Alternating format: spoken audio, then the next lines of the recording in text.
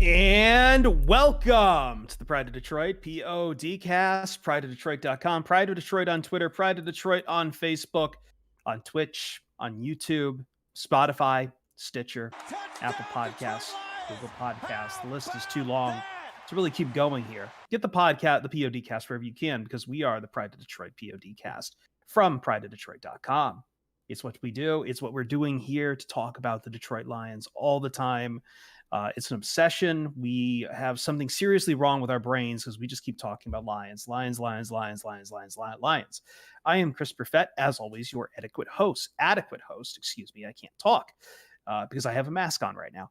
At Chris Perfett, Perfett. As always, joined by the editor-in-chief of Pride of Detroit, the fearless mustache, Jeremy Reisman, at Detroit Online. That's right. He gets a new nickname.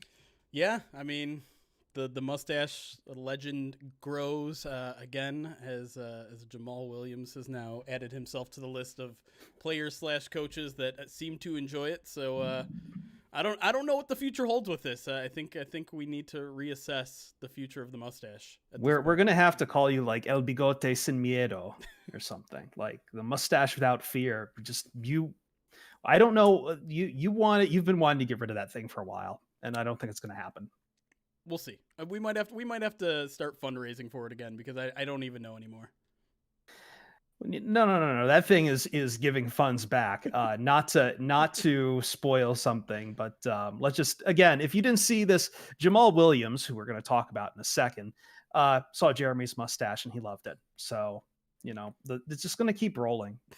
I hate that I'm giving all this time to a mustache. Third man of the team. The man of the team, Ryan Matthews. At Ryan_POD. Ryan with his own facial hair that was enjoyed by one Deuce Staley. It was. It was. How's it going, Ryan? You look a little shell-shocked. It's going, one less than a week until spring break. So that's nice.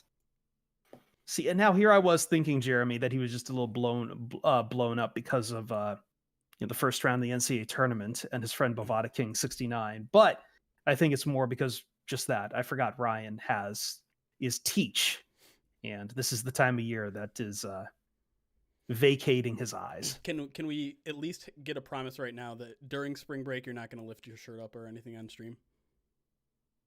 I can't promise that. No, don't promise that. That's good. That's good. I don't want him to promise that. What I will promise everyone here, though, is we're going to talk about free agency.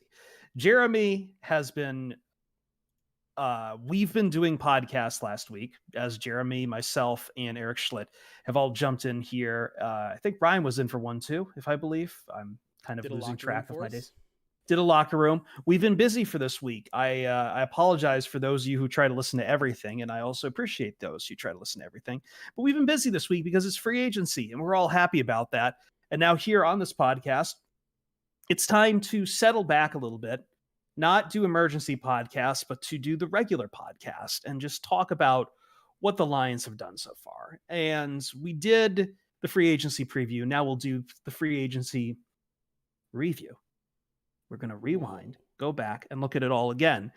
With a specific, we're going to look both at offense and then defense. And then at the end of this podcast, we're going to tell you what's changed about the Lions looking towards the draft and probably address some issues I think fans have had in regards to just how much effort the Lions are putting into a year that I don't think fans want to see a lot of effort put into.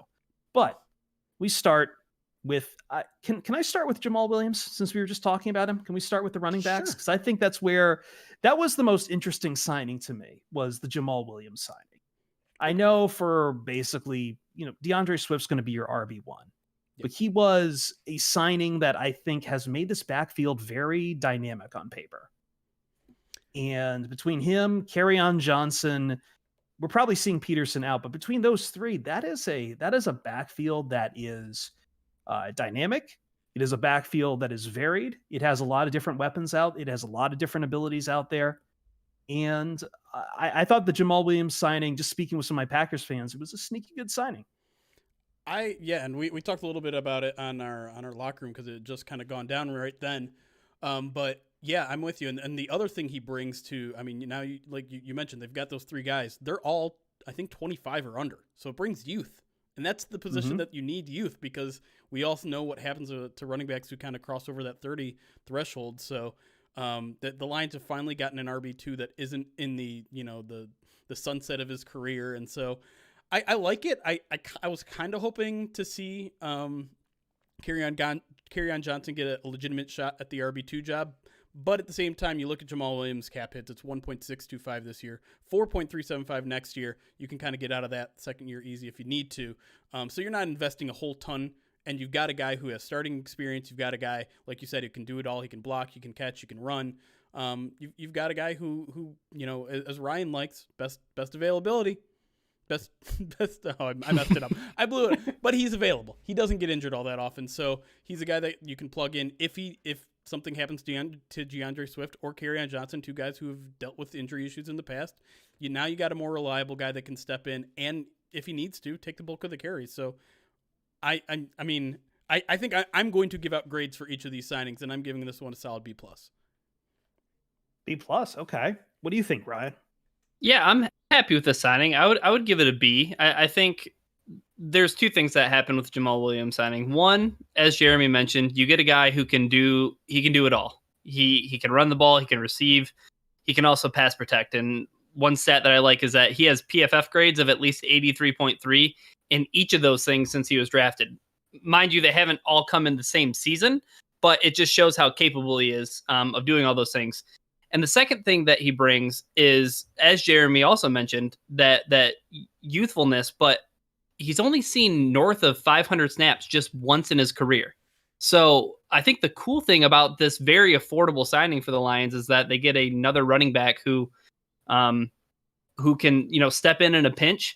But also, they signed him for a couple of seasons. I think that he's going to be in Detroit for a couple of seasons. It's not like a lot of other NFL contracts where you see a guy get signed and we won't even get into voidable years. But you see a player sign a contract and then you're already thinking, okay, well, like, when do they have an out? It's like, I'm not worried about having an out with Jamal Williams. I hope that he's a guy who sticks around for quite some time in Detroit.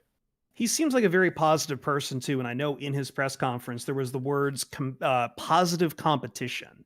And I think for those who are worried about Kerryon Johnson, don't be too much, because like positive competitiveness, that's the key words here. And I don't know, I'm going to keep coming back to this, Jeremy, because it just feels so damn, I know I'm getting lost in the window dressing, but this team does feel so damn different in everything they've been doing and how they talk compared to just a year ago, like top to bottom. Just like it's about, there just seems like a lot more people interested in just seeing to bring out the best on each other and just try to do the teamwork. Now, obviously, this is a coaching staff that hasn't won anything or lost anything yet, and obviously things can sour over time. But right now, out of the gate, I think we're seeing the veteran leadership of guys who've played in the NFL and who are now coaches on display across the board.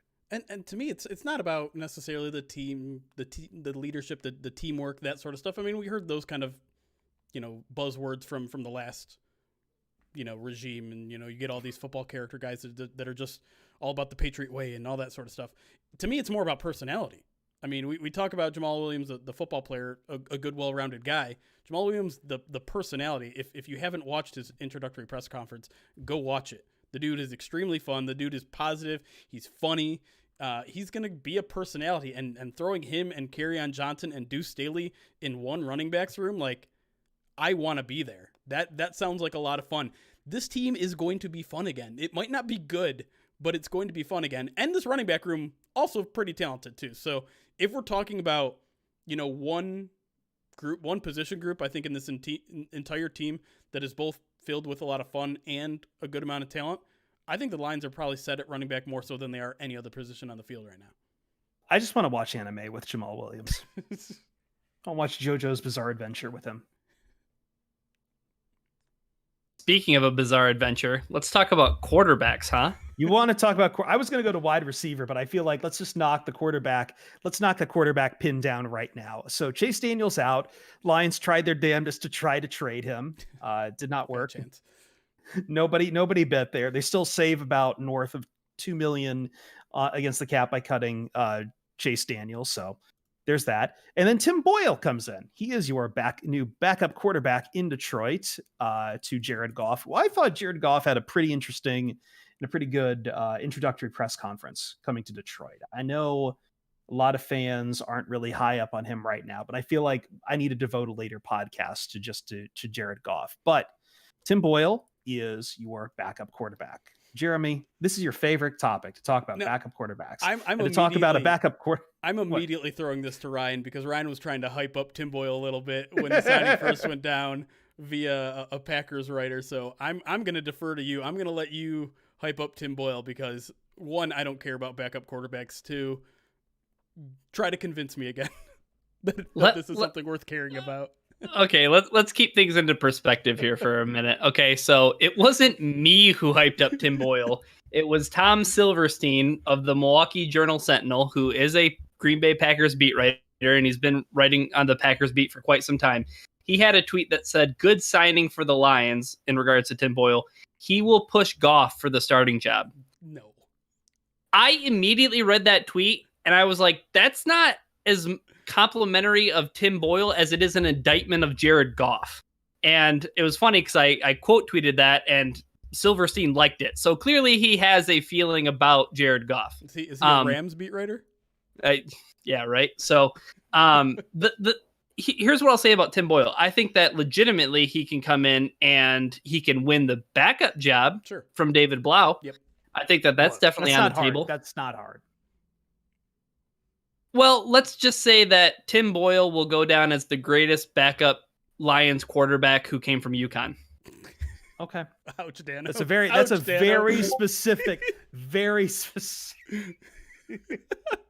This is March, baby. Yeah. This is March. Shoot your shot. I'm gonna let that Dano slam slide and just give this a flat C. They basically took the Chase Daniel savings and spent it on Tim Boyle. Okay, great. Who cares? Yeah. Well, right. I mean, I'm with you, Jeremy. Like it's pretty much like a non-needle mover to me. But what it does do is like you get younger at the position. Sure. So it's like another guy that you can develop. Yeah. Yeah. Mm-hmm. Let's move on to wide receiver before I lose my mind. So, I mean, I think we've talked a little bit about Tyrell Williams before, and the Lions added two more with Brashad Perriman and Khalif Raymond, formerly of the Titans. I like both signings, to be honest. I know Perriman's usually been like, a wide receiver 3 or so in some of the places he's been, sometimes 2. But, I mean, he's had a few, like, plus 500 seasons. I know actually in Tampa, I think it was Tampa 2019, he had something like close to 700 yards, Jeremy. 650, I believe. And then Khalif Raymond is basically your replacement for Jamal Agnew. Right. You know, your special teams kick returner out there. Yeah, I mean, all three of these moves kind of just feel like keeping your head above water a little bit here. They're all 1-year deals. They're all 2s and 3s and maybe 4 wide receivers. There's not a clear number one here. Maybe Tyrell Williams. I know Oakland, he kind of became the number one guy after everything went bad with Antonio Brown. He did okay, but I think Tyrell Williams is probably better as a 2. Brashad Perriman's probably better as a 3. And Khalif Raymond's probably your 4, who's also your punt returner and kick returner. So they're still just kind of looking for that number one. And, you know, I think all signs are pointing towards that's probably going to happen in the draft.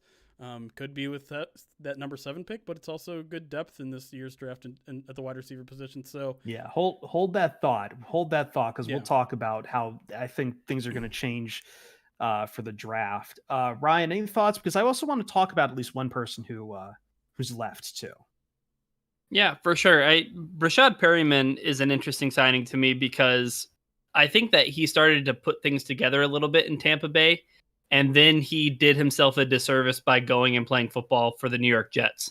Yeah. I mean, this guy is 500 yards with Sam Darnold throwing to him. That's impressive still to me.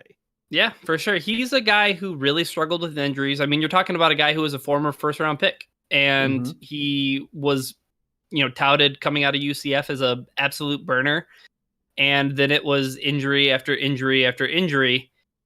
Maybe he is a reclamation project. These are the types of guys that we were expecting to get in free agency. So to get a guy like Brashad Perriman, I think I'd give that like a solid C+, because the upside is there, but as you guys mentioned, I mean, he probably tops out as like a wide receiver 3, but you are just kind of keeping your head above water.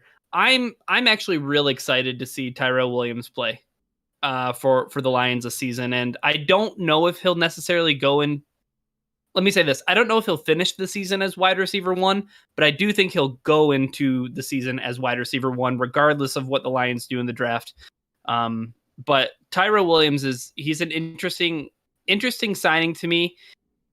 My favorite stat for Tyrell Williams is that he's averaged 16.1 yards per reception during his career. So a guy of his size, a guy of his ability, that's an impressive thing. And they lost some big play guys, right? They lost Marvin Jones, they lost Kenny Galladay. Well, they did their damnedest to try to replace those guys and kind of what they provide on a budget. And, Tyrell Williams, you could do a lot worse than Tyrell Williams this offseason. And it proves they're looking for something different too, right? Like these receivers are nothing like the ones that they had before. It's all about speed, 100% about speed.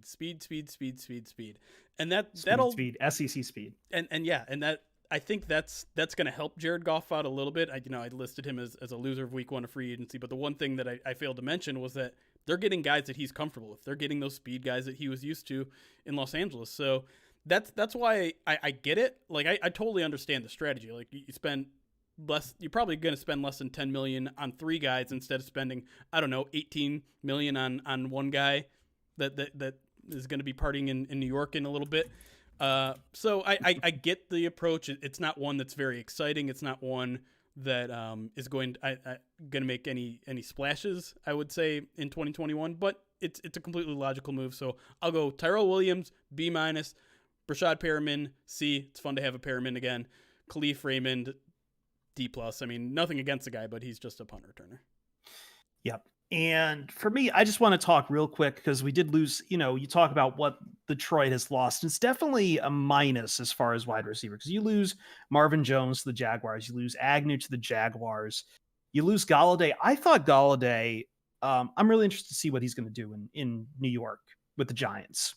I think that's probably like one of the better landing places he could have picked because I don't know. I know it's kind of in vogue to kind of crap on Daniel Jones, but he quietly was putting things together near the end of that season. I know he grades well via PFF metrics on passes deep downfield, and guess who helps him with that? Kenny Galladay, a guy who you can throw up to the jump ball. And for Galladay, he got exactly what he wanted there. I know it was an odd free agency, Ryan, for Galladay, because at first it looked like he was not going to get $18 million. And just somehow out of the blue, the Giants found that money for him. I mean, there was a point in which he was going to the Bengals and saying that he wanted a 1-year contract. So yeah, I saw a few guys who were trying to take those one year prove it deals with this low salary cap, and I just thought that was the wrong way to go about it, especially in the NFL where it means not for long, and who knows how long you get to play. So 4 years is very good for Kenny. No, I think Kenny Galladay might be the winner of free agency in terms of contracts because, I mean, if you consider the position, the way the market had just absolutely cratered, you got guys like Juju Smith-Schuster who aren't getting the types of contracts that they're getting. The only guys who are getting paid are the ones that are getting franchise tagged. Kenny Galladay came out with a bunch of guaranteed money and $18 million a year. Good job. And a good landing spot. Again, like I think with the quarterback and the running back to kind of complement it, like that's a good offense for the Giants. They've got a lot of good offense there. Yeah. The one thing I just question is Daniel Jones's arm. And I think PFF has been kind of pushing the narrative that, his deep ball accuracy is actually pretty darn good. And that could benefit a guy like Kenny Galladay who makes a lot of deep ball catches, but he doesn't have the fire. He doesn't have the cannon that Matthew Stafford has to fit it into tight windows. So I don't know. I don't know how it'll play out. I do think they probably overpaid a little bit given everything else around him, but they did their due diligence. They had him do a 48-hour interview. It sounded like they were questioning some of the things that came up apparently in Detroit. Like the time he went missing on a Saturday, but then didn't. And then, the liking of Matt Patricia. And, he's going to Joe Judge. He's going from Matt Patricia to Joe Judge, which is not necessarily ideal if he's going out liking Matt Patricia, gets fired Instagram posts. Not sure Joe Judge is exactly where he wants to land, but there is a certain match in that there are a lot of weapons, and hopefully it opens him up because I'll be rooting for him. Yeah, for sure.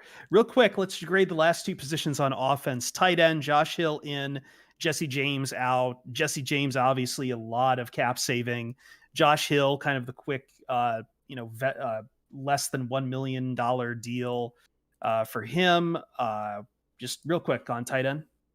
Josh Hill, I think, is the sneaky signing of the Lions free agency period. I know Jeremy just wants to give it an A, and I'll give it like a B+ because he's a tight end 2 who will probably more function along the lines of in terms of like statistical production as like a tight end 3. Yeah. But the thing about Josh Hill is he's going to be a guy that is going to be, I think he's just going to be praised and heralded by the people who watch film. Right. I think with Josh Hill, like he's going to be the guy who's not going to show up in the box score. But then again, Jesse James was a guy who didn't show up in the box score. So that's clearly a huge upgrade for the Lions. And it's weird that I'm touting tight end 2 as maybe their best signing, but like it's really sneaky good in terms of what it can open up for the run game, right, Jeremy? Yeah. I mean, they saved money doing it. They cut Jesse James, got $2.14 million back. They spent less than that on a replacement that's better than him and more suited to what they want to do: run the ball, be physical on the front lines, and then maybe Hunter Bryant becomes what Jesse James should have been. Or Kyle Pitts. Real quick in 2 words: offensive line. Nobody comes in. Joe Dahl and Ode Ibushi out. Just real quick on the grade. I'm D. Like, what are they doing? What's the plan here? There's no offensive line depth right now. Ode Ibushi signed a $1.75 million contract. You can afford that. I don't know the plan here. I'm not thrilled about Logan Stenberg. Maybe it's Halapuli Vati at right guard, and I don't know. You're rolling the dice with Tyler Crosby at right tackle. I'm not maybe about the right side. I mean, we'll talk about it in the third segment, but I think that the draft is something that is going to provide opportunities, especially for interior offensive linemen, because everything I've read, including from Dane Brugler, he mentioned that the interior offensive line class is deep, but it's not very top heavy. So maybe they might be, looking at the draft and saying we can pick up one of those guys to fill in that spot. But I agree with you, Jeremy. Like as it stands right now, if the board doesn't fall their way and they miss out on their guys, well, then it's like scrambling for veterans. And when you could have, signed Ode Ibushi for really cheap, or you could have just kept Joe Dahl. Yeah, besides Sewell, who is a tackle, like I haven't seen a lot of guards getting first round grades here. But we're going to take a quick break here. When we come back, we'll flip the side of the ball, go to defense, get some more takes in, and then later on, again, we're going to talk about looking at the Lions going forward, about what this means for the draft. I've been hinting it a few times, and we have it coming for you down the pike here on the Pride of Detroit PODcast.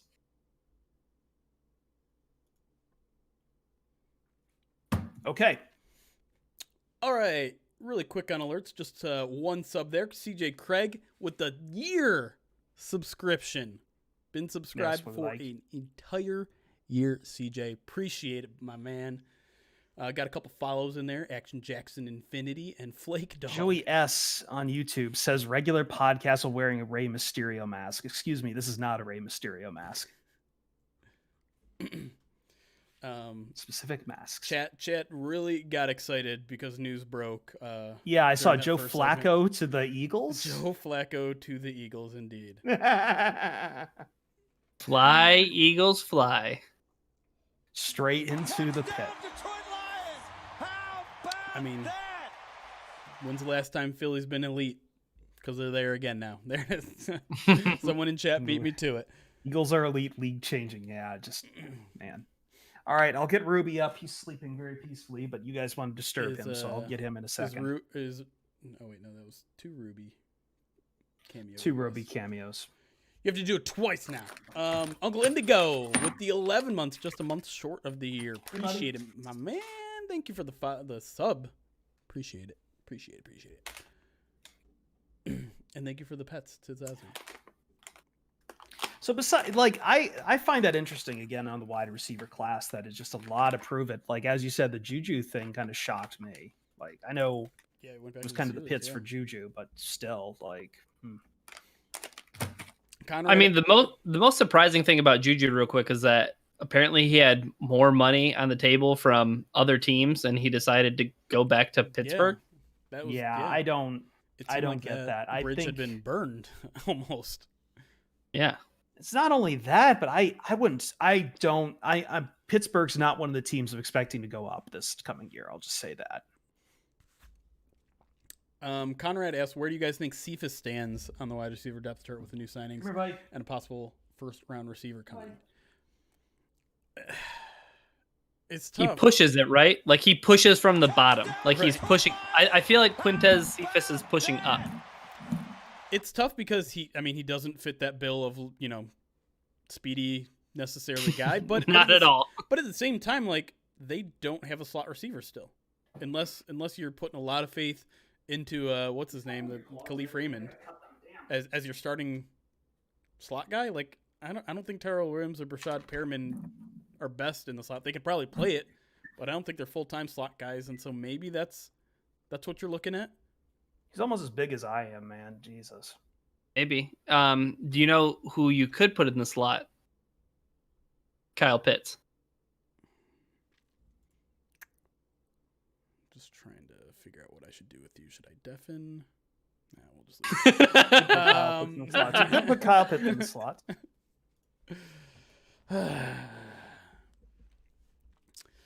How many? Let me tease the third segment here with a question for Jeremy. How many over or under 1.5 receivers the Lions draft? Over. I mean, like for sure, like two, like at least two. Well, it's tough because right now they only have 6 picks. All right, buddy, you get one more for that. So that's literally a third of their draft picks. But I hope to see them trade down at some point in this draft and accumulate more picks because they need more. I mean, again, they're still in a short term view here because no one outside of Quintez Cephas is signed beyond 2021. So they need some help there. Know what you guys are doing on draft night?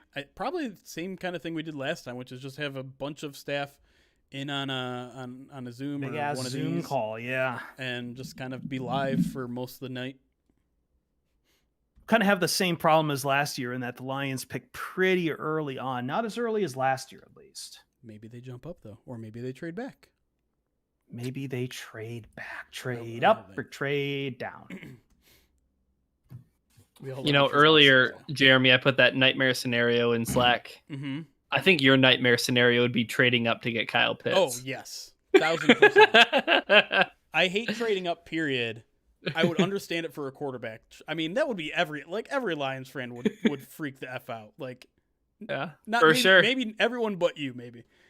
I'm just here for the ride. Kyle Pitts has sold himself on a lot of people for sure. And he just run like a 4.4 or something crazy like that? It ran like a 4.43, which is like the second fastest behind Vernon Davis. Yeah, it's insane. And a lot of people are starting to talk themselves into it, and that's fine. And listen, I won't panic. If the Lions trade up, it's going to be for a quarterback, and they're going to be sold on the idea of the quarterback. For sure. But I don't know. If we want to save the Kyle Pitts talk, more Kyle Pitts talk until the third segment, we can. Oh, yeah. There will be more Kyle Pitts talk. Come on. Just the one thing I don't understand is just like, just put him at wide receiver. It's like, he played that like 30% of the time. He can't be you're just going to throw him at wide receiver in the big leagues in a full-time role right away? Yeah, you don't want to do that, but you could play him at wide receiver like 30% of the time, and then he can be your tight end 3 in a team that's going to want to run a lot of 13 personnel. So, Constrictor 14, do you guys think Africa should be brought back or should stay in the past? I'm going to keep doing it. You mean Jared Goff's favorite Toto song? Yeah, I mean, speaking of the power of pride of Detroit. Hey, thanks to those Detroit guys. Good to hear from you again. Hey, by the way, guys, we love the it's Twitch been a minute. Format. It's a lot of fun. You guys are doing well. Yeah, me and Ryan. We got to meet those guys over in Philadelphia for the draft. Yeah, great guys. Shout out. Yeah, I hate this mask. Oh, come on. that night still holds up for me, just because like Alex did not handle drinking well. No, he didn't. I had to drag his body to the airport. Literally drag the part. Me and Andrew literally dragged his body out of the hotel, and we handed him to Ryan, who had to literally drag him through security at the airport. Yeah, it was awesome. It was one of I would even say that like I also remember our nearly coming to blows with some people because you left your credit card at one of the bars we went to. We went back, and then at like 2 a.m. we pick it up, and then they storm out the door as like, what? No tip? For me leaving my credit card, I already left a tip. They wanted me to leave another tip. Don't you know when you leave a credit card somewhere, the credit card is paying rent when they're there? Yeah. Holy smokes. No, it's those Detroit guys, it's totally fine on feeding Alex. It was the right move to do. It's just it was just handling the blowback from that. That's when I was still getting like spots on Toledo radio too, and Ryan just immediately grabbed the phone for me so he could talk about the Cleveland Browns with the guy who I was on the air with. I don't think I knew about that. Yeah, no, that was that was fantastic. We had that was your last radio appearance. No, that was also the night the Fire Festival thing went down too. Cheese sandwiches. Yeah. That was the Mel Kiper quote, little mini rant about Myles Garrett. Dinosaurs. Yeah. Still I still tell people about that. I love that rant so much. It's like, oh, well, maybe he's not, some people say he's not focused on football. So what? He's a multifaceted guy. He's into, Journey and Motown. He likes music, Hall & Oates. He's into dinosaurs. Okay.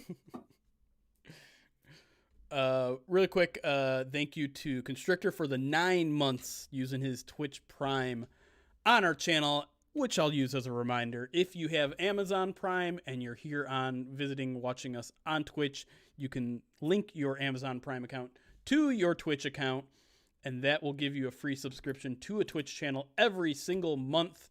So if you've used it on this channel in the past, you have to do it again for the next month, or you can use it somewhere else. But we ask that you please use your Amazon Prime Twitch subscription, because Jeff Bezos does not need the extra money. Deep cut. I look like Lucifer from the early X-Men comics. I know who you're talking about. Okay. All right, you ready to get back into it? We've brought the mask out a few times. I just wanted it on today. I don't know. The last time I remember it was week 1, and it did not bring good luck. No, it didn't. And I think that's when we shelved it for a little bit. I see that those Detroit guys apparently have us on the TV right now, by the way. Hey, nice. See that.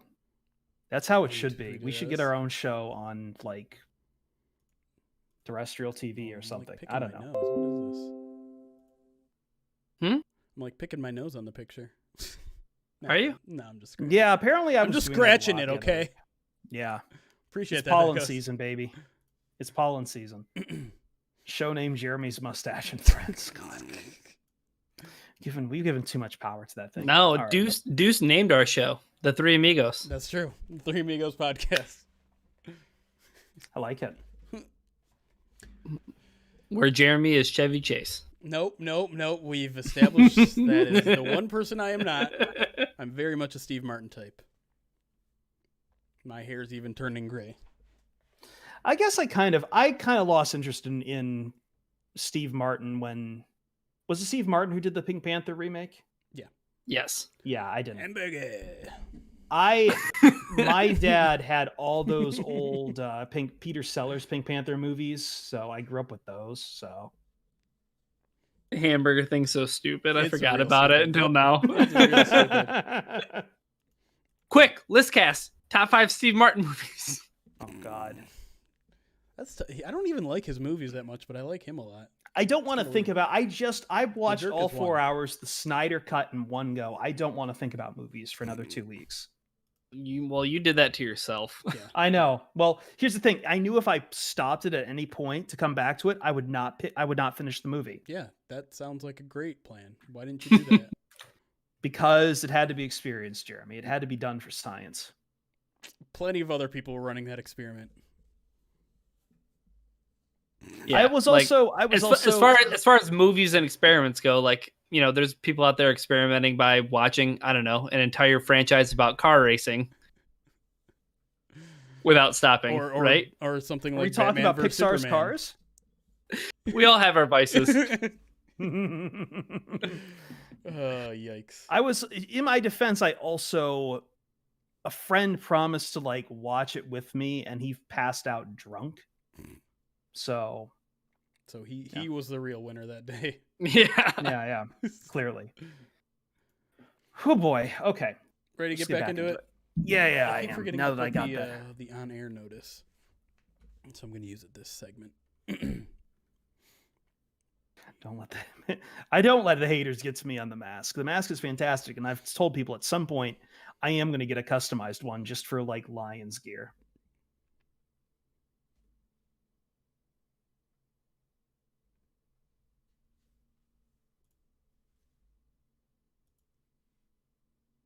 Part 2 of the Pride of Detroit POD cast rolling in here. I'm Chris Perfett. He's Jeremy Reisman. He is Ryan Matthews, the Rock God. And we're moving on to looking at what the Lions did in free agency on the defense now. The big name, Jeremy, as I think I can say this as the big name, although maybe not. I'm curious to see where he lands out on the depth chart, is Michael Brockers, who the Lions gave up a 7th round pick to acquire Michael Brockers, and I think they got something else in return, did they? Or no, it was just a 7th round. It was just a 7th round. The background on this is that the Rams couldn't cut a new deal with Michael Brockers. They wanted to restructure his deal so they could help him out. They could help him out, the Rams out, with the cap. He didn't want to restructure his deal, so the Lions took him, gave up a 7th round to do so. Lions have now penned him to a new 3-year contract. He's here in Detroit. It follows in Jared Goff, who very quick to clarify his comments from the TMZ days about Goff and Stafford, which I'm more than willing to throw away anyway. Like, you get caught out in the open, you're not going to be the most polished. You're just going to say, yeah, the guy we got is a super upgrade. Right. That's fine. And Brockers, though, I think brings a lot of... We talked about character with Jamal Williams. Michael Brockers, I feel like, brings a lot of character to the defense. Yeah, and he's also the most talented guy that they brought in so far. Jared Goff maybe, but Michael Brockers is, I think, bar none, the most impressive move that they've made so far. I would give it a solid A-, maybe even an A. A 2023 7th round pick is essentially trading nothing. You're essentially getting him for free. And then the big concern was you were taking on a big $8-9 million cap hit over the next 2 years. And the Lions fix that by saying, hey, here's a brand new deal. Your year one cap hit's going to be $3 million. It's going to bump up to $9 million next year, and that's the one that's going to be a little tougher to manage. And then it's almost $12 million the year after that, but you can essentially cut them and recoup most of that. So you're essentially getting Michael Brockers for nothing. He's a leader. He knows what this defense is going to be all about. Now, were his stats a little inflated because he's playing next to Aaron Donald? Yeah, of course it was. Absolutely. But you're getting a guy that's high character. You're getting a guy who's excited to be here, which, again, that sounds weird to say because you're going from a playoff / Super Bowl contending Los Angeles Rams team to a team in rebuild, and I know he won't agree to those terms of explaining what the Lions situation is, but he seems to have gotten sold by, Dan Campbell and company and signed an extension here. So I love the move. I'm not expecting him to bring Super Bowls here right away, and he probably doesn't even see the 3rd year of that deal, so the Lions probably aren't going to be a successful team by the time he's gone, but you've got a guy who can really kickstart a rebuild because of his talent and more so because of his leadership. Yeah, it's a great signing. I would give it an A+. And I guess technically it's a signing because they extended his contract, right? Is that what we're kind of fudging, free agency classes on? But the Brockers thing is an A+ because what was a 2023 7th round pick going to net you? You know what I mean? So there's zero risk in this at all. I like even the contract, like I'm not even really concerned with the extension or anything. I know people they were excited to get the name Brockers because of what he's been able to do in St. Louis/Los Angeles. But I think the thing that they were wary about was once they said contract extension. I mean, for a guy who, is 30, as Eric Schlitt pointed out on the locker room chat, defensive interiors. I mean, look at Sue. He's still 35, 36 almost, I think, and he's still a productive guy. So I like Michael Brockers. I really like the move. Yep. Yeah, and on the other side, going out is Danny Shelton. Lions save $4 million there, and Nick Williams taking a pay cut. Lions saving quite a bit there. So I think there's some room to be made as far as the defensive line, as far as depth, but maybe that comes in when we start talking about the edge, where Can I not even before addition. we get to edge, can we talk about the Nick Williams cut because that their trade pay cut because that just broke today, and I think it's kind of an interesting move. Because Yeah, let's talk about it. Like, why would he take a pay cut, Jeremy? Well, I mean, there's a lot of reasons why. I mean, you don't want to. No player wants to take a pay cut. He's he's maxing out what he can make this year. I think at $2 million, he is getting $500,000 guaranteed with a brand new signing bonus. $500,000 of his salary this year is also guaranteed. So he's getting $1 million in the pocket guaranteed, which kind of just goes to tell you, like, he probably knew if he hit the free agency market in this free agency, probably wouldn't have worked out too well for him because the Lions had all the leverage here. If they cut him, they could have saved $4.7 million or so. And so they're like, hey, man, we like what you want to bring. And this is the surprise to it all, right? Because we all expected Nick Williams to be cut, especially over Danny Shelton, I think, because Danny Shelton brought a little bit more to the table. But Nick Williams is a little bit more of a pass rusher, so that might be why he's kind of more in favor with this coaching staff. And, I mean, you saved now $2.7 million that you weren't going to save if you just kept him. So instead of... It's basically, do you want Nick Williams and $2.7 million worth of cap space, or do you want no Nick Williams and $4.7 million of cap space? Can you find a Nick Williams replacement for $2 million? I don't know. Probably not. I don't know. I'm not the hugest Nick Williams fan, so I'm going to give this a grade, even though it's technically not an acquisition. I'm just going to give it a straight C. Like, I get it now. I was pretty skeptical that they were keeping Nick Williams on the roster, but now it makes a little bit more sense. I think my thought process with it, Jeremy, from Nick Williams' perspective, is that my best years were in Chicago. I had a pass rush around me. I was able to sign a rich contract with the Detroit Lions. If I'm going back out into free agency, well, I'm hoping that A, I can, at least get paid close to what I was making, and B, go to some place that has some talent along their defensive line. We talked about it on our locker room discussion.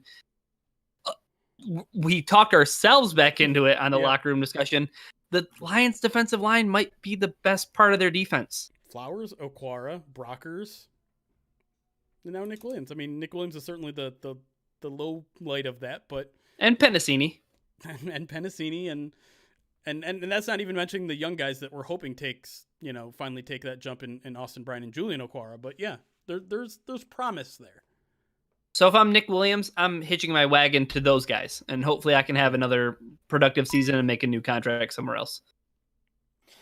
Moving on to edge, there's not too much to really talk about besides the big coup, I think, for the Lions, which is Romeo Okwara staying. But, I mean, that's a big coup. That's a big coup, and we talked about it in our emergency podcast. It's also a good story for a guy who was undrafted to turn around, make a lot of money, and you just hope, I think, Jeremy, that we're going to keep getting the same kind of edge production out of Romeo Okwara. That's not going to be another hot and cold situation. Yeah, it's definitely a risk. We saw, Romeo Okwara's kind of career bud a little bit in Detroit. Obviously, last year was his best year by far, not only with the 10 sacks, but all the pressure rate stats and all that stuff. But they're making a pretty significant commitment to him. Only $4.5 million cap hit this year, but that raises to $14.5 for the next 2 years after that, and he probably sees both of those years. So, it's a significant investment. It's a slightly risky one, but he's a young guy. He's a guy that the staff clearly likes. He clearly made an impression, both probably with tape and his personality, and apparently it was an easy re-signing according to Romeo. He wanted to be back with his brother, so I think it worked out for everyone in the end there. We just hope that his career continues to rise. And we see him with Julian on the field at some point. Yeah. Get the brothers going. Yeah. Ryan, if I may, I want to kick Charles Harris over to you. So, and I think what might be lost from the Lions. So Charles Harris signs with the Lions. Not too much. I think last time I heard Charles Harris's name was he got ejected for going after Teddy Bridgewater's head on Thursday Night Football. So not too much to say there, but I think the Lions might be looking eventually at a life without Everson Griffin. Yeah, I would venture to guess Everson Griffin probably won't be a Detroit Lion next season. But the thing I like about the Charles Harris signing is kind of in a similar vein to the Brashad Perryman signing. It's another guy who was a former first-round pick, showed promise at times, but injuries and other things just prevented them from reaching their, I guess, quote unquote draft day potential. So I like the exchange with Sheila Ford Hamp about what she wants Charles Harris to do. Seems like he's a mercenary coming in to do one thing, and that's rush the passer. So everything aside from the last regime, the one thing we've been begging for even before them was a pass rush, and at least the Lions are trying to do that in some form and fashion. Well, I mean, right, that's the thread between Okwara and Harris, two guys who can rush the passer. That's where the focus is going for sure. Yeah. I'm just, I think Charles Harris's career is probably done-ish. I mean, he had 3 sacks last year with Atlanta, and we're calling that a resurgence in his career. Like that's the flash that he showed.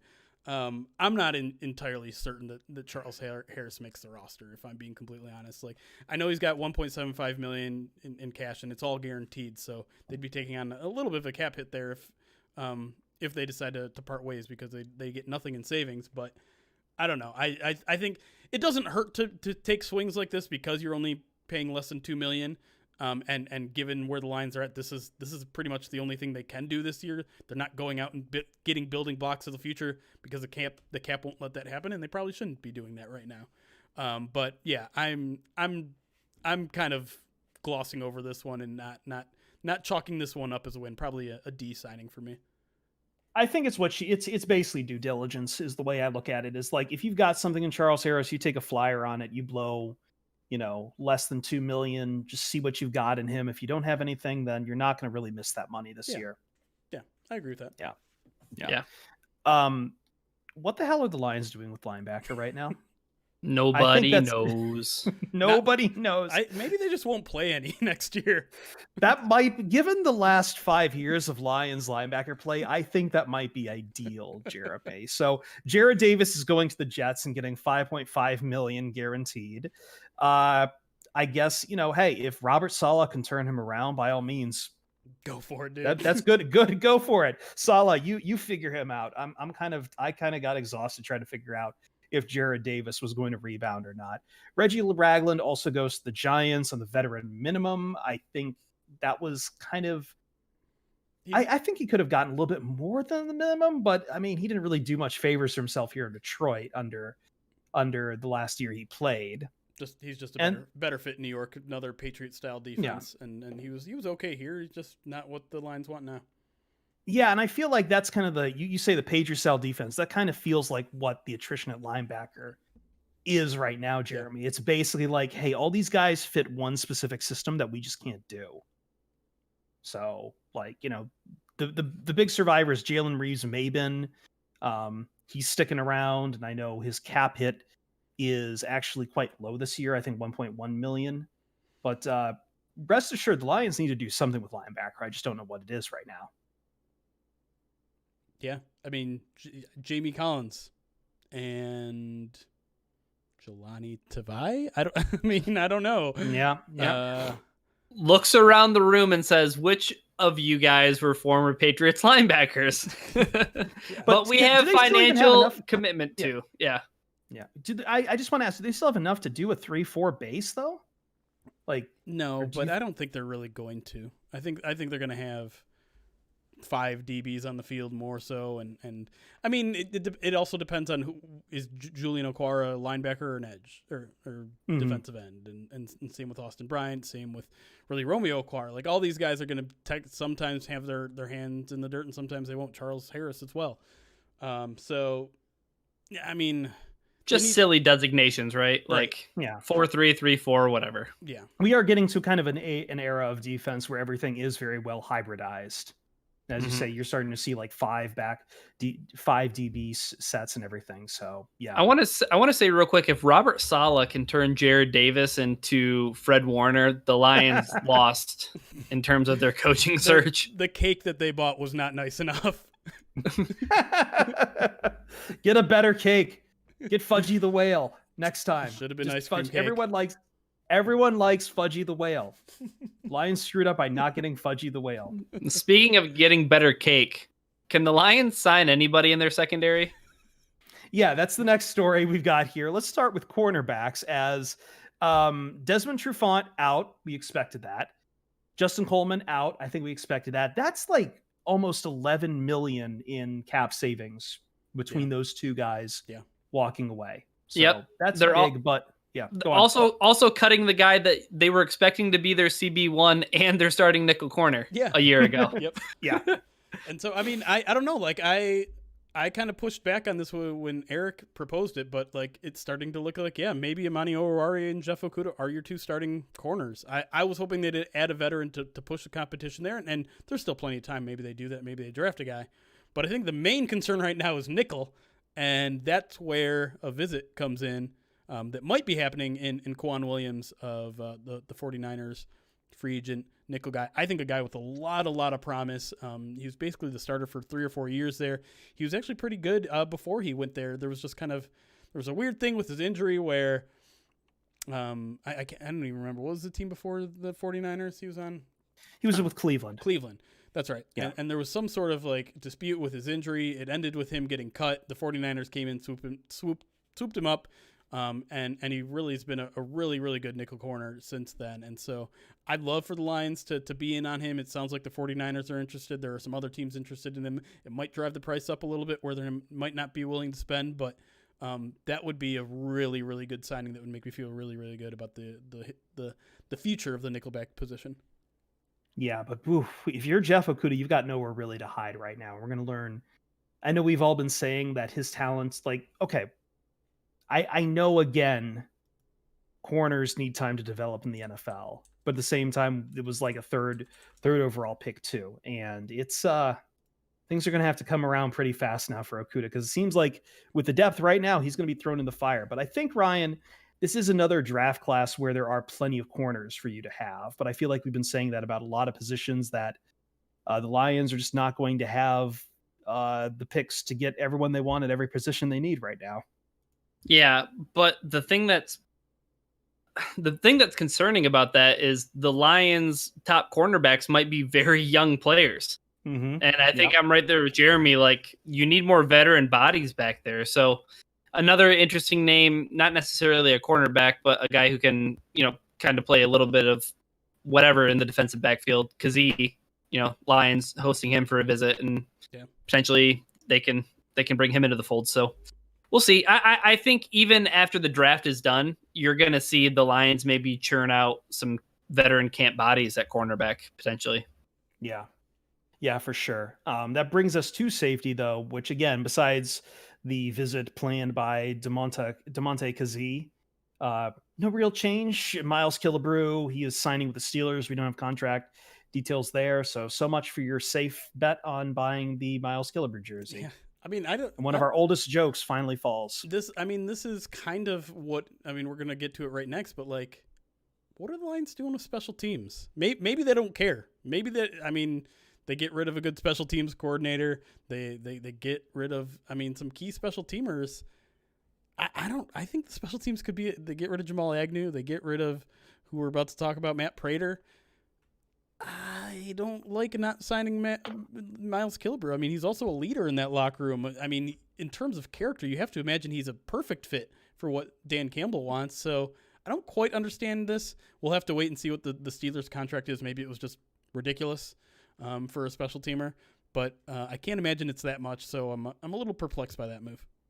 Yeah, I think we're going to see some new guys probably playing on special teams that we're not used to seeing playing on special teams too. So it might be a bit of a learning experience. But again, we don't have the full picture in front of us there. Right. But speaking of special teams, you did mention Matt Prater. He's out. He got $6.5 million over 2 years with the Arizona Cardinals. I'm with you, Jeremy. Yeah, I'm with you in the sense that maybe it just didn't make sense to pay for a kicker. And, kickers have the shelf life that they have, but this isn't a team that probably was interested in allocating those type of, financial resources to a position that they can move on with. But you look at the contracts here, and they could have. In my opinion, they're spending $1.68 million on Randy Bullock in cap space this year. Matt Prater is costing the Cardinals $2 million in cap space this year. And yes, that bumps up to $4.5 million next year, but they can recoup all but $1 million of that next year if they cut him. They could have afforded that deal. And Matt Prater wanted to be back. Why did they do it? It would have cost them less than $400,000 more in cap space than what they ended up spending this year. Well, maybe all of the people that are in my Twitter mentions when I'm telling them to divert their eyes from thinking that Matt Prater is a catastrophe and he's falling apart in front of your eyes and he's never going to be the same guy again. Maybe you're right, Jeremy, if you're being that guy. That's the only, but truly, like Jeremy, you just said, if Prater wanted to be back, the contract seems reasonable that maybe they didn't have to spend the kind of money that we thought they were going to have to spend. Yeah. What other explanation is there other than maybe the Lions said, we're just going to go another route? I don't like it. I don't have to like if it. I can, F. I do F. want, I don't, yeah, go on. No, just F. Just saying an F. It was an F. F. He's saying F, move. but come on, I'm not gonna crap on the Randy Bullock signing. The guy is Bengals fans will. Yeah, I'm sure, but he was okay. I mean, he's not horrible. He's not horrible. No, 2019, he was an 87% kicker. That was better than Matt Prater in 2019. Last year, 2020, 80% field goal percentage kicker. That's better than Matt Prater last year too.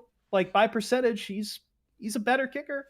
I think the other thing to consider though is that Randy Bullock has as many 50-yard attempts as Matt Prater has in half a season. 2 years maybe. Sure. Yeah. But that was going to get to my positive spin. My positive spin is now the Lions aren't going to be kicking so many field goals from 50 plus yards. Now they'll actually go for it. If I'm being honest, they'll probably punt, but go for it. Go for it. Okay. Just go for it. No, so now you're excited about punting. No, everybody. I'm not That's what Jeremy just said. No. Look, we've got Jack Fox. No. You're allowed to be excited about punting. No. You've got Jack Fox. Not if you're punting from the other side of the field. Oh, you just watched Jack Fox. Nope. Yes. Speaking of memes and the special teams, one more note before we get out of here to the next segment. A+. Don Mueller. Okay. Long snapper. Done. All right. Long snapper, short analysis. Let's go. That's all that needs to be said. All right. We're going to take a break here. When we come back on the other side, it's time for takes. We're going to evaluate what this means, I think, for the big picture for the Lions, what it means going into the draft, and as always, the weird politics of how much the Lions are spending to put a team together this year and everything else about that. We'll be right back on the Pride of Detroit PODcast.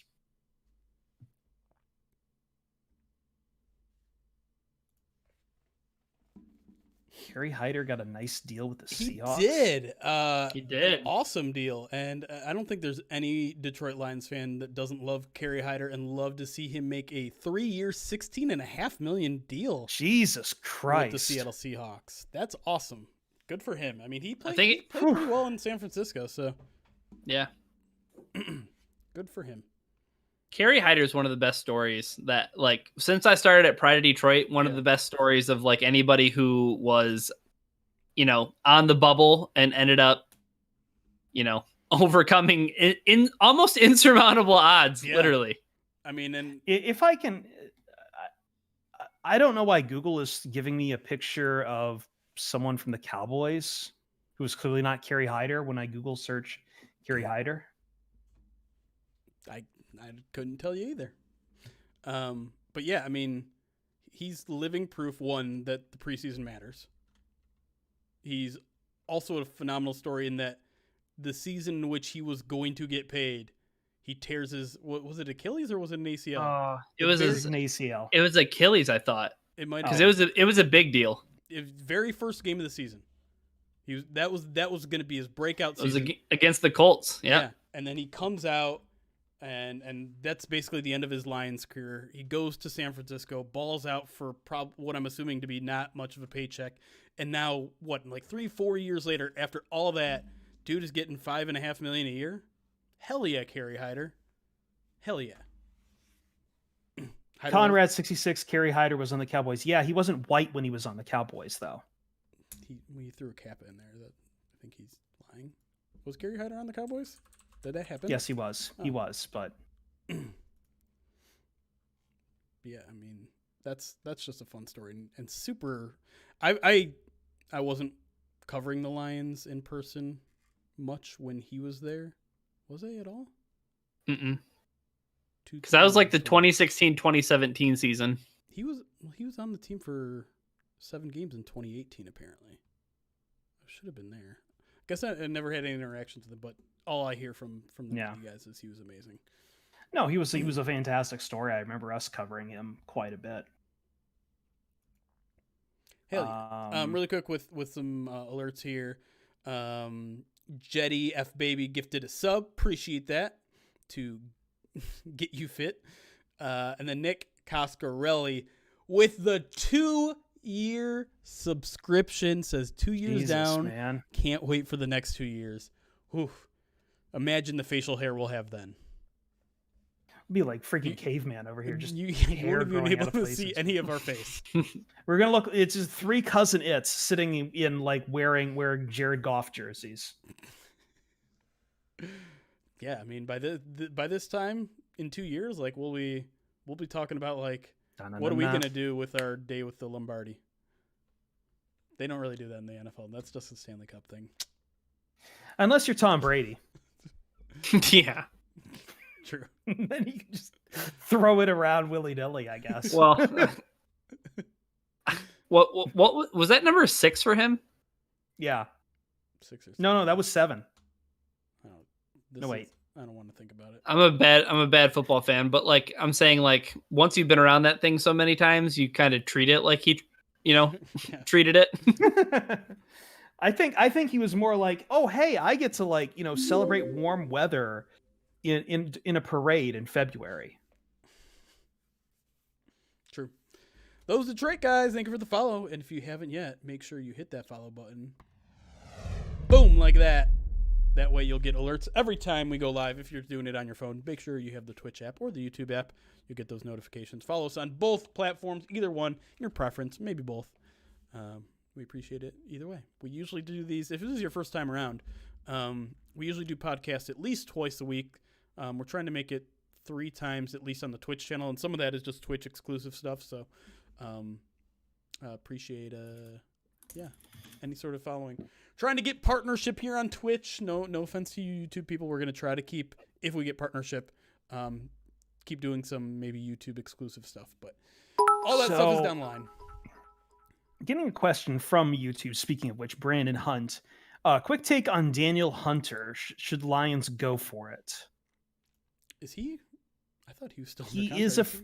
He's still under contract. He's still under contract for I think 3 more years. Oh yeah, with the Saints. He's trying to get a new contract though, right? That's the whole thing. He wants like transfer frequency. Yeah, I'm just reading up on a couple things right now. So yeah, I mean he is trying to get another extension with 3 more years to go, which I don't know if the line if let's say like I'm imagining in this situation you're trading for Daniel Hunter. Daniil. All right, real quick. Daniil Hunter from the Vikings, right? Daniil Hunter. I'm sorry, I keep saying it wrong, don't I? Oh, good. Yeah. Well, no, I just don't think that there's any chance that they trade a guy within the division. Yeah. Well, yeah. Yes, that's a big thing too. Also, he's worth like this year $15 million against the cap. Next year, $17 million against the cap. Excuse me.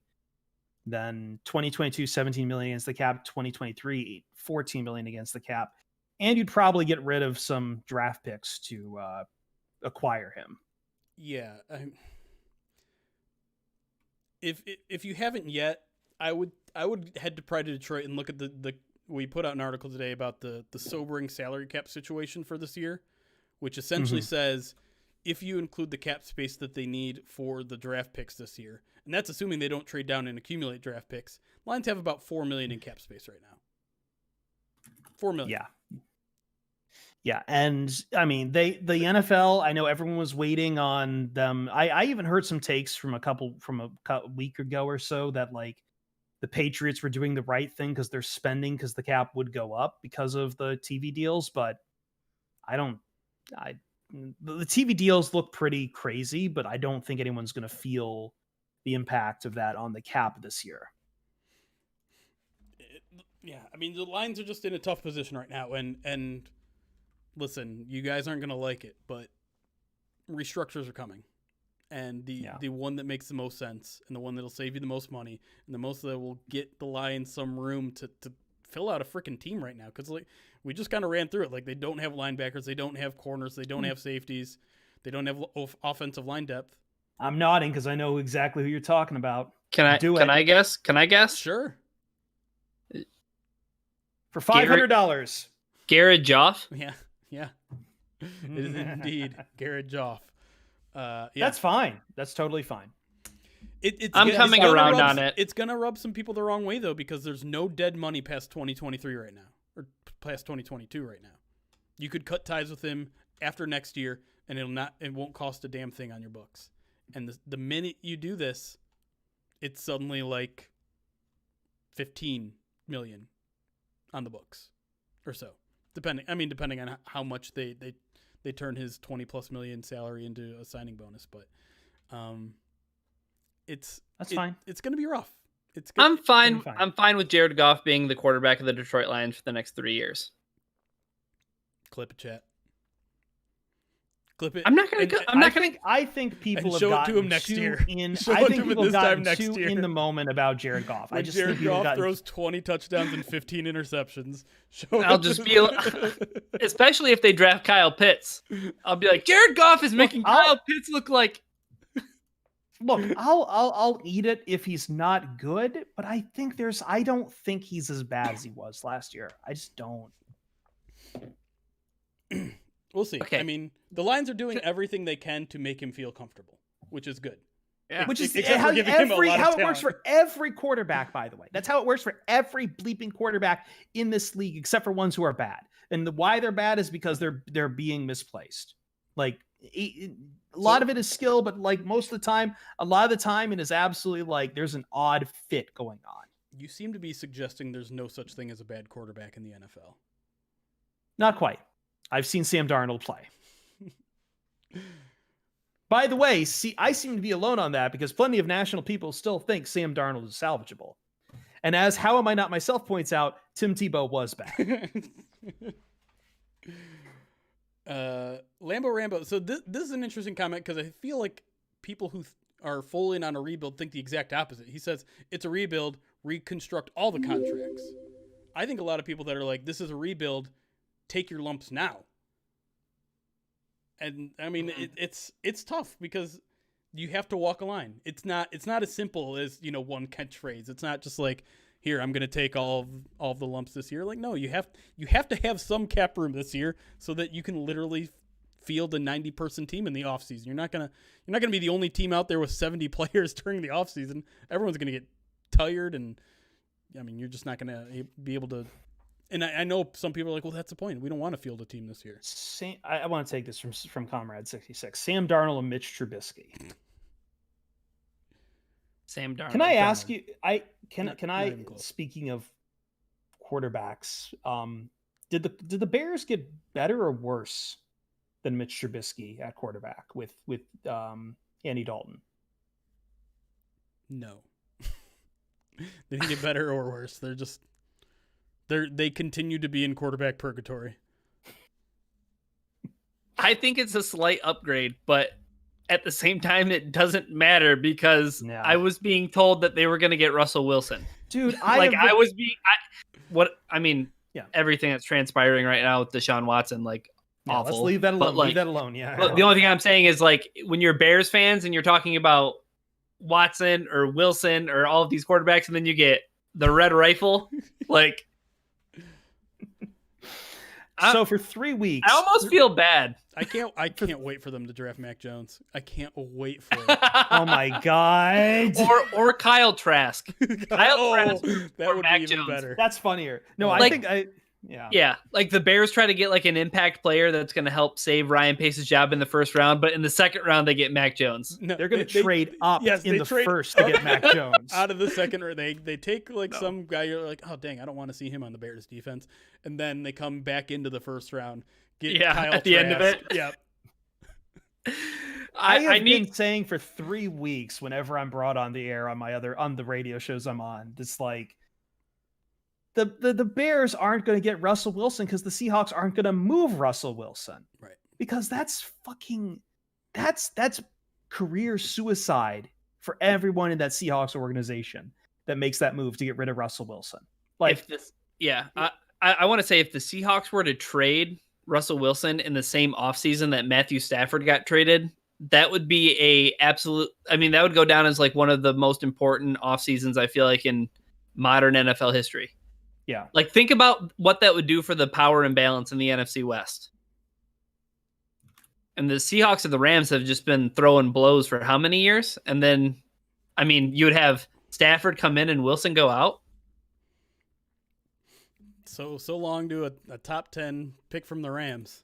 Yeah, I don't know. Like, you just don't see franchise quarterbacks like move teams all that often. Yeah. You know what I mean? So like to have it happen twice and potentially, with even 3 players.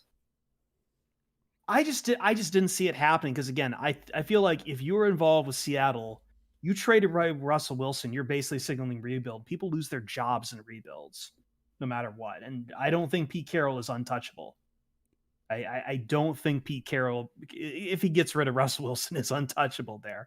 And I think it's a lot easier to hold on to him and get him what he wants, which is just a bleeping offensive line. Just get him an offensive line.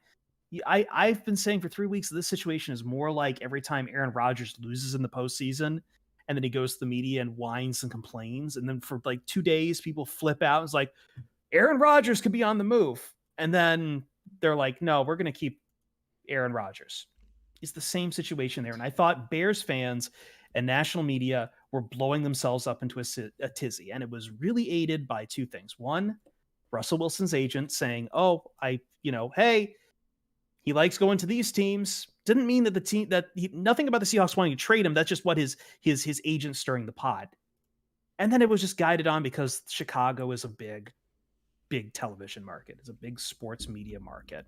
That's all it was at the end of the day. Well, and it was Russell Wilson's silence. He didn't say a damn Russell thing Wilson. He didn't say a damn thing.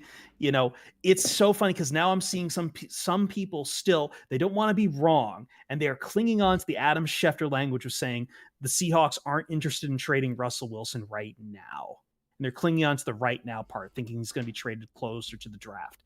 Let me tell you, it's not going to happen. It's not going to happen, and the Bears suck ass. I love it. Can I ask one important question before we go back to the third segment finally? No. Yeah, you can. I'm sorry. I didn't mean it. Hypothetical, right? So in your scenario in which the Bears trade back up into the first round to get Mac Jones, is that more delicious than 2017 when they moved up to get Trubisky, or no? In retrospect, no. Because it like that trade is the gift that keeps on giving.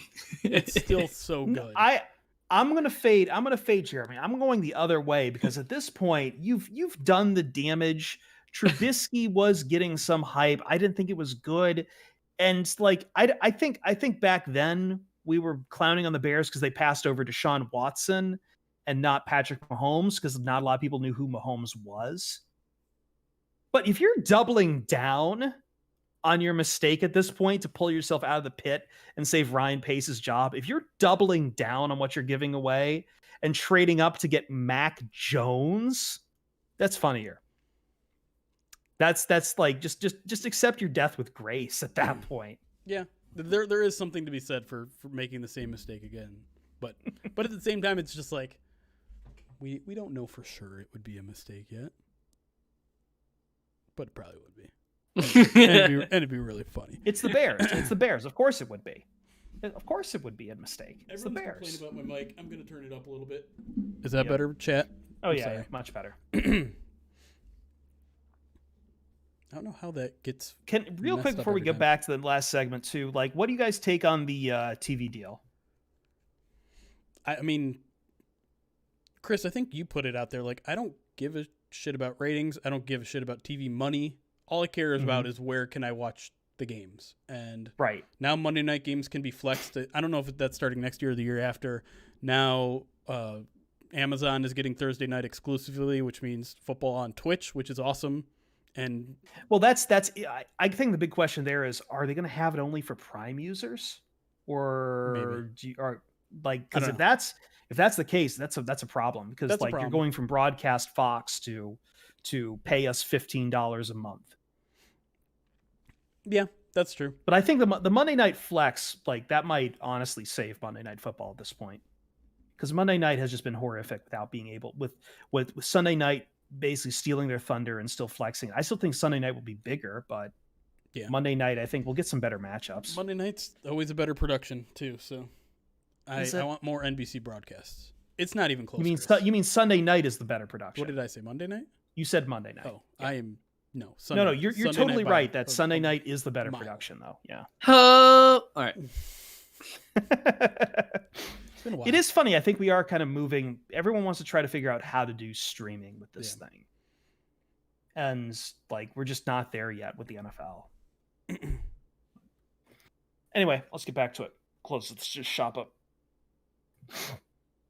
Yeah, why are we getting a lot of weirdos in chat today? I don't know. It's just we're such a popular stream. That's what happens, guys, when there's so many of you and we're averaging over 100 haters are coming viewers. Out. Like, some people are going to be like, what's this amazing stream that people are watching? Let me be an asshole in the chat. Or they show up and they're like, this show stinks. This show sucks.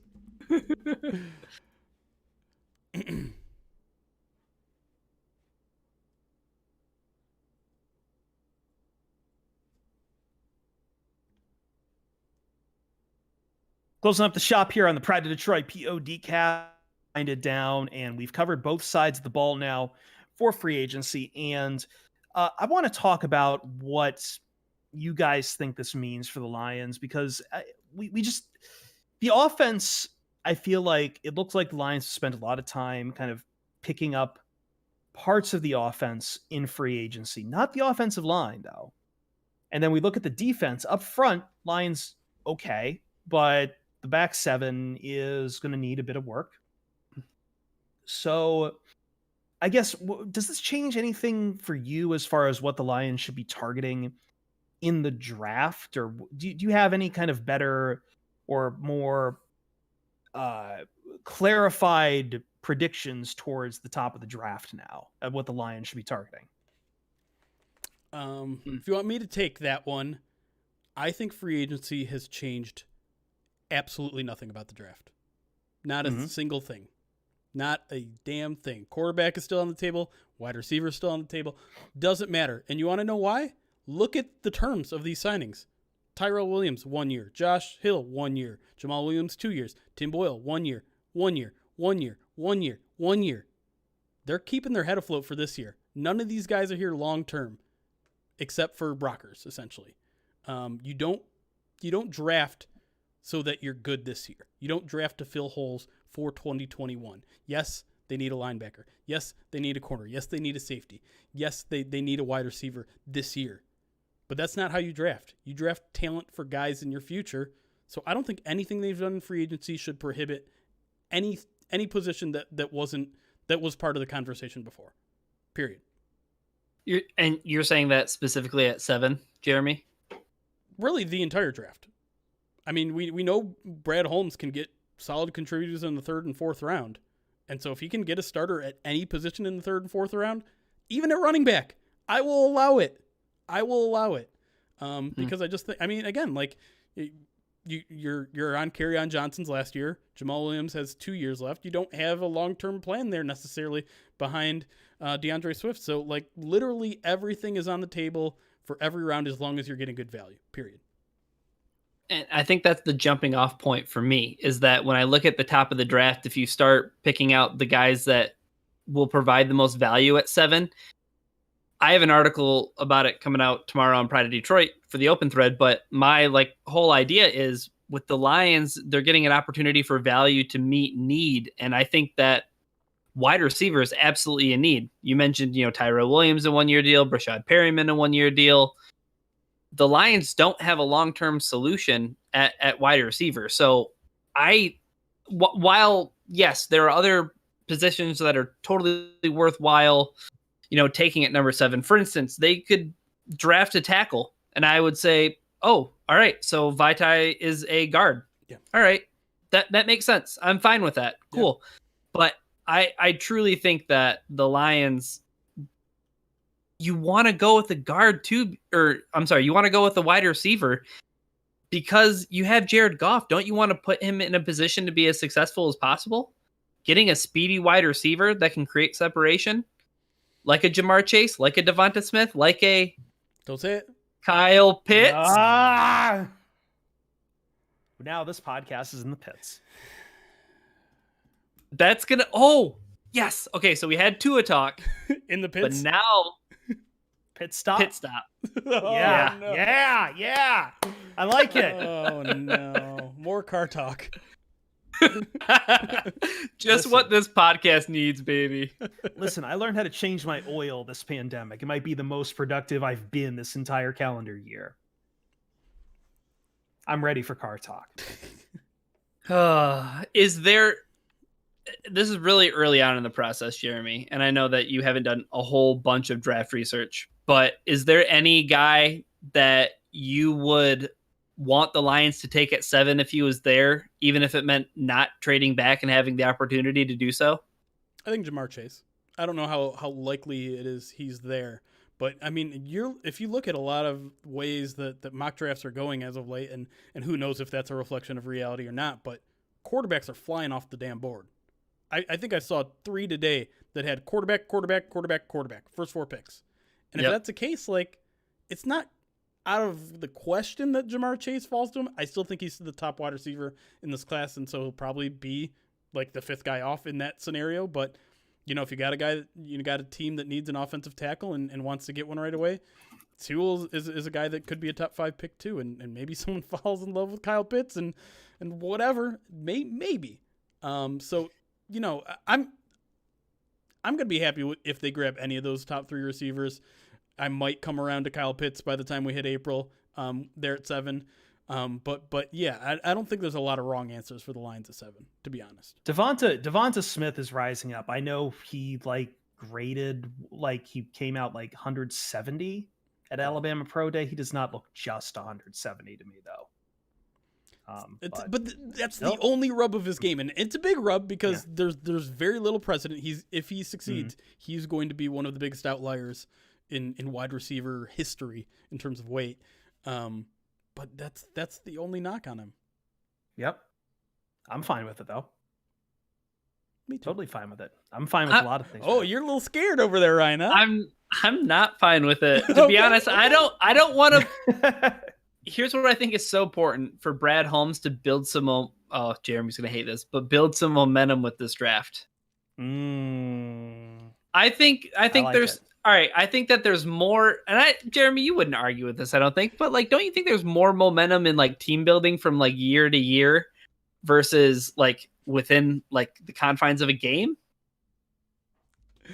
I'm not going to get you to budge at all whatsoever. I don't think so. No. I think you learn from mistakes. Hopefully, you no longer take a corner that is slow in the draft in the second round. The Lions learning from mistakes would be the day. Say not taking a tight end to the top 10. It might take 3 times to figure that one out. Apparently, it might take more. So, I think for me, it's I'm with you guys. I don't think anything's really changed. There's still a lot of difference.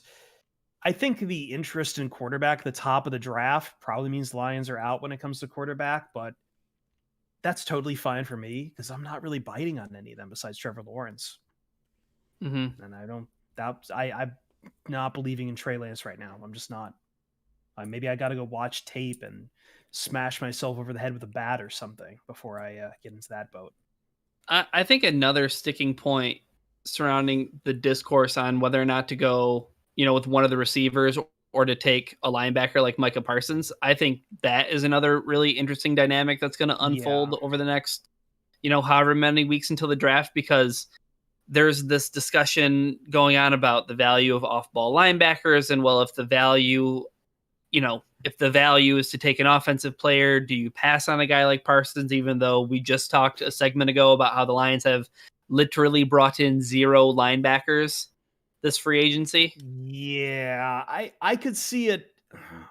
This is where I feel like I need to start doing more research when it comes to like day 2, especially because how many positions did we say last segment where it's like, yeah, they should probably be looking at someone in the draft, but if you're day 2 or They have 6 like, picks.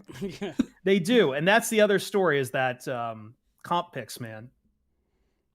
Next year, baby, we're gonna have a boatload of them.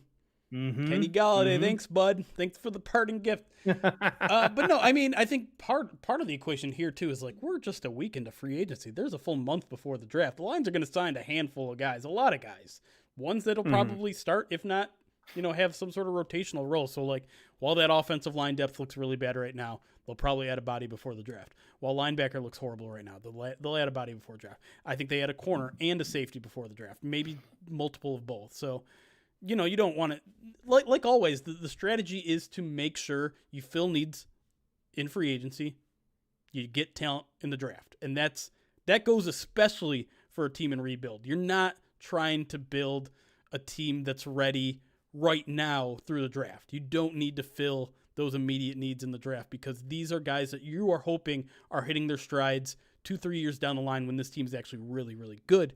Fingers crossed. So, I mean, that's why in general, like if we're talking about the draft, nothing's changed. Nothing. And we can even go back to the quarterback talk because I don't think quarterback is off the table.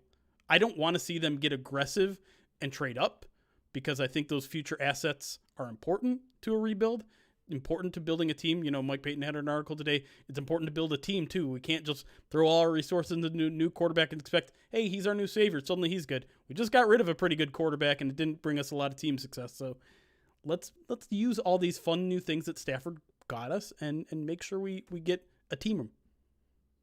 The other thing I want to bring up that's kind of come from this week is, and I saw it on another show. We'll just say that. We'll say another show. And I've heard it from some fans, and I know it came up during your locker room session, Jeremy. But the idea that the team is trying too hard this year is suddenly rearing its head in a way that I'm not comfortable with it. The idea that like it's the age old thing though, right? This is min-maxing, trying to leverage your you're trying to tank. Like that, at least that's what fans want to see the team more outright tank, I think. I've got thoughts on that, but I'll let you guys go first. Well, I mean, I don't get the fans that think this team is like being aggressive towards this year. I don't see that at all with these moves. I'm seeing them taking a lot of risk on a lot of guys who need an opportunity to prove it. Tyrell Williams isn't investing in this year to be great, and neither is Khalif Raymond or Brashad Perriman. These are guys that need a shot. They need a shot so that they can get paid next year, and the Lions are going to give it to them because they don't have any depth. Like, I don't really see this whole, like, the Lions are going too hard in on this year. Where? Like, I think I started hearing this around, like, Jamal Williams. That's it. Yeah, it was Brockers, but, like, I started hearing it around the Jamal Williams signings when I first started to hear it. But, I mean, like, okay. I don't know. Like, if we were going to criticize Brockers because, he's a 30-year-old guy you just gave a 3-year deal to, he's not going to be a building block to the future. What are you doing getting him? Well, you have to start somewhere with this future this building of a culture, this building of a defense that knows what they're doing. You throw a bunch of newbies together, you're going to get the bad news bears. You're going to get the little giants, and there isn't a fairy tale ending to the end of that story, because you're just going to get a bunch of people like Matt Patricia's defense. No one knows what the hell they're doing because no one's there to lead him. Except, maybe I'm not giving enough credit to this coaching staff, but I feel like everyone's also giving them a little too much credit before they've done anything. I know they're a bunch of former players. I know they can probably relate to these guys a little bit more, but you also need a guy who can currently do it. And Michael Brockers is a guy, I think, that I guess he would be the one that draws the most criticism, that they're trying too hard right now. I think he makes way too much sense to set the tone for what this team needs in the future, and so I got no problem with it. Mic drop. Anything, Ren? I don't know. That was a really good point. Nice job, Jeremy. You are awarded 300 points. Can I ask a quick question, Jeremy? Specifically in regards to quarterback at number 7. Yeah. Does a Jared Goff restructure change your opinion of being aggressive to get a quarterback this draft? A little bit. And I was talking with Eric and Andrew about this, and because the lines are so tight against the cap right now, one option they could do is do the restructure after the draft, because they need that 7 to 9 million to sign their draft class. Well, you don't have to sign your draft class until June, so you wait to create that cap space then, and in the meantime, you kind of hide your options, what your plan is. If you don't, as soon as you give him that extension, well, yeah, then it's kind of like, okay, well, we're committing to him for probably at least that third year. Do you really want to draft a rookie quarterback whose first 3 years are going to be on the bench? It worked for the Packers, but not a lot of other good stories there. You want that starting quarterback on a rookie deal if you're going rookie quarterback route. So I would say if they give him a restructure, then yeah, I think it becomes a little bit harder to convince both me and probably the rest of the NFL that you're going quarterback early.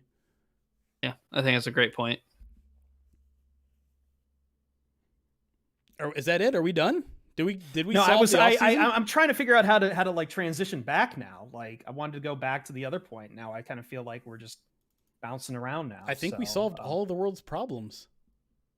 No, I just don't understand. I just don't understand the tank thing. That's all. I'm still hung up on that. I'm sorry. Like this. Well, okay, then why don't you go into why, even if the team was, if people are looking at the way they're building this roster and somehow think they're trying to win too hard, too much, too hard right now, why is that stupid? Why is that? No, because you don't win by where your position is in the first round of the draft. And I think for those who you're kind of way too focused on the idea of a quarterback is the main takeaway for being in the quarterback is your main prize for the draft, which I can understand if you are a quarterback away, but we just saw a team win who basically put all the other pieces together and then got a quarterback. We've seen teams being able to trade for the quarterback, like the Rams, and the Lions have a shitload of assets to really do this. And I'm going to steal this from Chris Gibbs from Twitter, who pointed out, it's like, because I invoked that I feel like every time we start talking about tanking, we're basing too much on the NBA model, right? Like, I think the NBA is bad for us talking about the NFL in general, because people look at quarterbacks and they think about the quarterback as the winner in a Michael Jordan archetype, right? And that comes from the NBA. Tanking, the archetype of that, comes from the NBA. But the problem is, as Gibbs pointed out to me, was, if you're drafting late in the first round in the NBA, you're trying to get like a rotational bench player, someone who can develop into a starter later on. In the NFL, even if you're drafting around 20, you're getting a starter. You're getting a starter. It's much better to just have more picks and like just a multitude of picks, because you just got so many more positions than to worry about getting up to like 5 versus 7 or 2 versus 7. And I just don't, the NFL just doesn't work like that. And it's too hard to guarantee that it doesn't work like that. And you put yourself in too much of a crater by debilitating yourself. To then come back out of that crater is going to take a lot longer. And you're probably going to screw up some of your draft picks until that point. Like, I mean, simply put, when's the last time one draft pick saved a franchise? I mean, Patrick Mahomes is probably the closest example. And guess what? They were picking in They the had all the 20s pieces. originally. They were Yeah, picking but they traded up. And to my point, they had all those pieces ready to go there. Like that was already a good flying offense. Yeah, exactly. In Kansas City. They when already he had arrived. Andy Reid. So I mean, yeah, I'm with you. Tanking doesn't solve a lot of problems. People just look at, well, what if the Lions had lost 2 more games last year? Well, then, they got Chase, they got this one guy, and like, okay, then what? Like, what about the rest of the team? What about the secondary?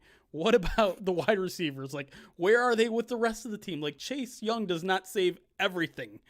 It's a nice player to have. It's a nice building piece, but like, if you're a good franchise, you need about 7 or 8 more of those guys. So one year of tank isn't going to do it. Yeah, and it just doesn't impact enough. Yeah. What? Yeah. I was just agreeing emphatically. I just want to throw that there because it's going to become more of a topic, I feel like, in the coming month, that more people are going to look at this Lions roster, and you're going to see a lot of fans saying, I don't want this team to try. And I just don't see the downside of trying. I just don't. And do you know when it gets worse? It gets worse when college football season starts. And there's an anointed quarterback that is going to be number 1, and then it's going to be all ablaze on Lions Twitter. Are you sure we're going to have that? Because the same people are telling me left and right there's no quarterbacks coming out in 2022 that compare to this class in 2021.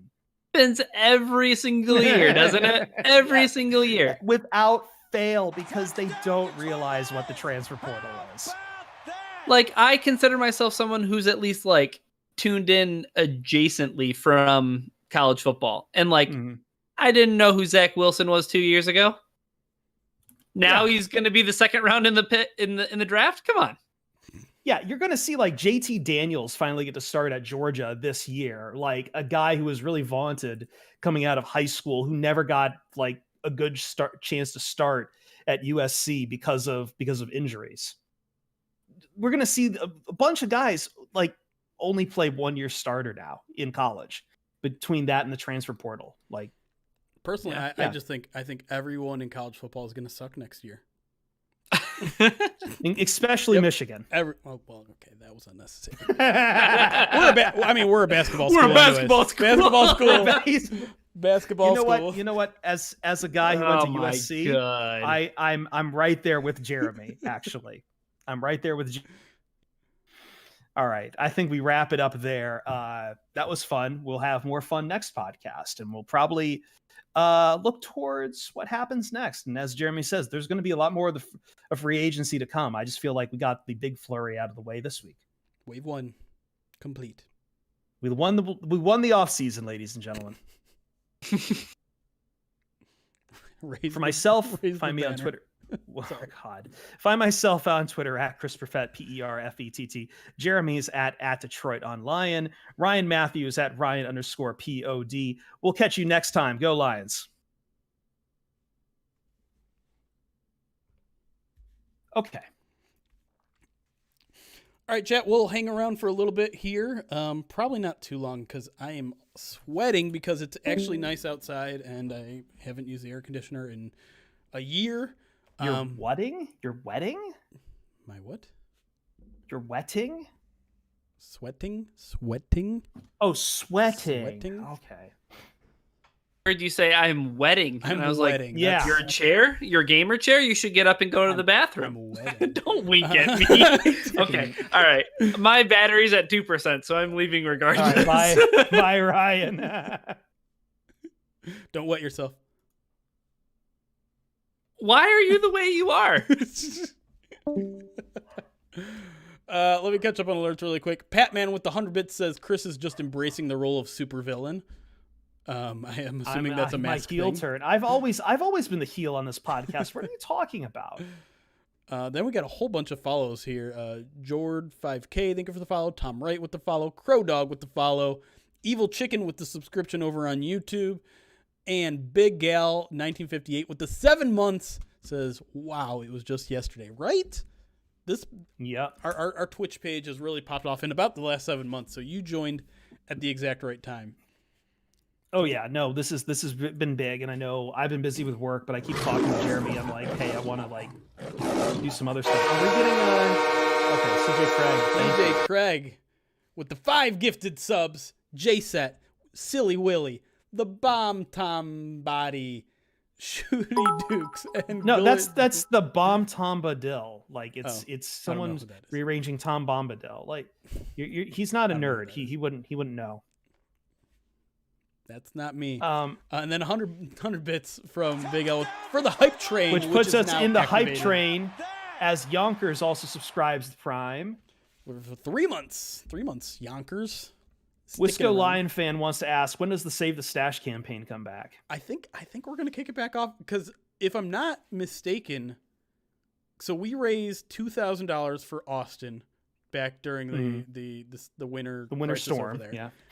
And that extended it 4 weeks. If I'm not mistaken, today or yesterday was the end of that 4 weeks. Yes. So technically I am free from Twitch's grasp. But I kind of want to put you back. I kind of want to put you back down to a test. My mouse is breaking. Daddy could use a new mouse. And a new keyboard, listen, actually. People have been complaining about my keyboard. It's getting loud as it's getting old. So I don't want to ever make it seem like I feel ungrateful, because I'm not. 142 subs is still ridiculous, and that's what we have right now. But it's been a month since we've done any of those campaigns, and we just want to bleep with you guys. That's we all. were up at 600 at one point. I think we'll see. I don't. Maybe we'll start low again. Maybe we'll start over and be like, yeah, start at 10. Just keep bringing it up again. Yeah. Because I don't know. I feel like I have to keep it at least for a little bit because there is something in the works that I feel like I have to have it for. And but like here's the crazy thing about the mustache is like I'm starting to make lifestyle changes to accommodate my mustache, and I don't like that. You can trim it, you know. I can. Like it doesn't need to be covering your whole lip. But like I've now bought... I don't even remember what you look like without the mustache now that I'm thinking about it. Every time you go to our Twitch page when we're not broadcasting, there's like an intro video and I don't have it there, and it still weirds me out because it doesn't look like me. But if you so I bought straws because I can't drink smoothies anymore by just tipping the glass over because it's a nightmare. I look like I fell in a puddle of fruit. I want to get some. Justin H3 is bringing up the name Sam Howell and Spencer Rattler. I don't know if Spencer Rattler is it. He's had a minute to do it at Oklahoma.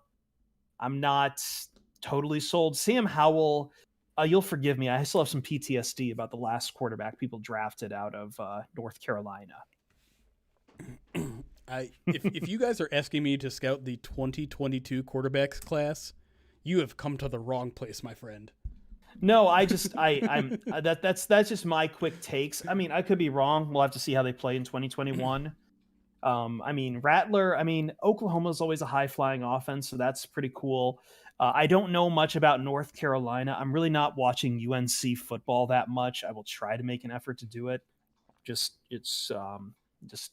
Yeah, Mac Brown. I know it's Mac Brown at NC. That's not a selling point for me, though. Mac Brown I don't think is that great of a coach. And Penix, I have not looked anything at all at Penix right now. Indiana, right?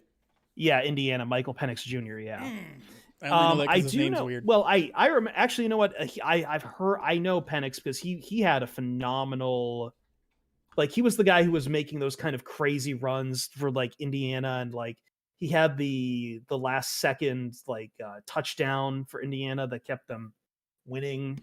He had early on. He have like a really good game against Ohio State. Did Indiana? Yes, that was yeah. But he did tear his ACL last year. Ooh. So I mean, come here, buddy. Like he's gonna have to come back from an ACL tear. If he can do that, then by all means, he's great. Jay Stino, did you watch the Zack Snyder Justice League? I did. No. I did. I didn't watch the first cut. I did. Can't I mean look at him right now. He obviously watched it. I've become the Joker. What can I say about it? I think it's better than the theatrical Justice League.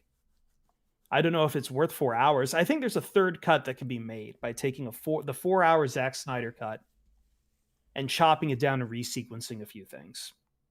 That will make it palatable. However, it is still a Zack Snyder movie, so your mileage may vary on that. Also, the last 15 minutes are completely unnecessary in a very unnecessary movie, but like very, very much so. You'll hit the epilogue, and you'll see where the movie should have ended, and instead you'll get like 20 minutes of stuff that should be like post-credit scenes that make no sense. And this was the first movie I found where I'm like, I don't think the violence and the swearing is necessary, because it's a solid PG-13 movie up until 2 random F-bombs that come out of nowhere, and to like these CGI disintegrations with flesh flaying off and CGI skeletons. It's just totally unnecessary. Basically done by Zach, so like you can't have kids watching it. Suck it, kids. Yeah. Chris, would you say Ruby is your spirit animal? What traits do you share with him? We're both big. We're both really lazy. We both sleep a lot. Oops, sorry. We both have suffered horrific injuries to our leg. We like the same thing a lot. He likes salmon. I like salmon. I already did a Ruby cameo, so I'm not going to go pick him up again, because as you can tell, he's right there, and he wants to sleep, and he kind of gets annoyed every time I pick him up. But yeah, Ruby's lazy. I'm lazy. We both figure out ways to survive, I guess. I've got long stories. I've got long stories here. Let me try getting him again then. All right, just for you, Baltimore Beatdown. Just for you. By the way, Jeremy, Baltimore Beatdown is our the SB Nation affiliate for the Baltimore Ravens. So you should absolutely go follow him if you haven't already. They do a lot of fun stuff. And they like they shoutcast college esports as well. I know he's been shoutcasting some stuff for Colorado State. Yeah. But yeah, I mean, always nice to support people from SB Nation, because a lot of what we do is let's say a little thankless in terms of some compensation, let's say. So a lot. I think what I like about Baltimore Beatdown Twitch page is that it's way different than what we do, and it's a good mixture of like sports talk, fun. I mean, Baltimore Beatdown, by the way, Kyle Barber is the guy who runs the Twitch page and runs Baltimore Beatdown. He went full in goth makeup one night, and it was glorious. So absolutely, that's the kind of fun stuff he does over there. So definitely go over there. I should have a cooking stream. No one wants that. Absolutely no one wants that. Is that a mountain lion? Arguably. I can't hear anything. What did I miss? I was hyping up Baltimore Beatdown's Twitch page, and then I said that indeed looks like a mountain lion. Oh, okay. He made a noise. Yeah, he's not happy. Come on. All right. You're tangled up, buddy. Hold on. He's mad. Yeah, no, I appreciate the Baltimore Beatdown guys. I really do. We need more SB Nation people all coming together on this. Get a whole empire together. If you had a cooking stream, we would know how not to do it. True. Very true. I would probably set something on fire. I set off the smoke detector about 70% of the time that I use my oven. Jesus, man. Also, to be fair, like my equipment is garbage. Like I'm just starting to up like my pots and pans and things like that, but my stove is from the 1970s. My oven is from the 1960s. It's bad. Baltimore Beatdown, we need to play some Jackbox together sometime. I'd like that. I love Jackbox games. Haven't done it in forever. Reno stopped doing it. True. Will there be a second stream this week? So no promises, but since I finally have a week where I'm not working like 50 hours, I know we've talked about before, Jeremy, I would like to do like Madden stream and also just answering some of your guys' questions. So you guys are down for that on like a Thursday, maybe? Yeah, next week. And one thing, and maybe we'll get it started this week, maybe next week. I want to start doing live mock drafts, where like me and guests we'll run through one together, and then we'll do like a chat version. Like you guys, we'll run polls. We'll say, who do you guys want at this pick? We'll run through a full, I guess, 5-round draft because the Lions only have picks in the first 5 rounds. But I want to start doing that on a weekly basis, because I think it'd be a lot of fun. And Twitch is like a super easy way to do that. So that would be a midweek thing. It probably wouldn't go up on the podcast. No, I'm not putting it on the podcast. But yeah, those are the plans. I've made plenty of enough hints at it already, and I can't guarantee anything happened. But we do have a big guest that we're working through that will probably come next week. Hopefully, fingers crossed. It's everything is always pending. I never want to say who the guest is or promise anything because we've just in general been working on more guests to get on the podcast. We're trying to make that more of a regular thing because I think we have the size to do it now, and B, like we have the interest to do it now. And especially in the off season, there's time to do a lot of that stuff. During the season, we get busy, people get busy. I don't know if Mike will do man coverage again, but I know for the off season, we've got plenty of time to do stuff with First Bite. And I think some of those will be familiar. I know I just talked with Jonas Knox from Fox Sports Radio, who thrashed the hell out of the Bears on his radio show for last Friday, and you should go listen to that because it's insanely funny. But I think I want to bring him back on to talk Bears. He was really happy that he did it last time with us, and I think he wants to come back to do it again. And this is just kind of off the top of my head. I'd like to bring Jordan Rodriguez back to talk a little bit about Brockers and Goff, because when we talked to her originally, I don't even remember what the topics was. I think we were mostly just talking about Brad Holmes. We were, yes. Had the Stafford trade even gone down by then? I can't remember. No.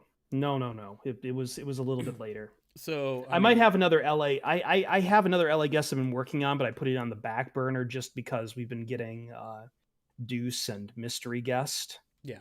So, I do want to try to tap him and bring him on, and he would have, if we got him, he would be someone with Detroit connections too. What? It's not who I think it is it? Ping me in Slack who you think it is. You would have said it his name, I think, because you said this guy's name. Oh, I've talked about him before. Yes, it would be. Yeah. Would be him.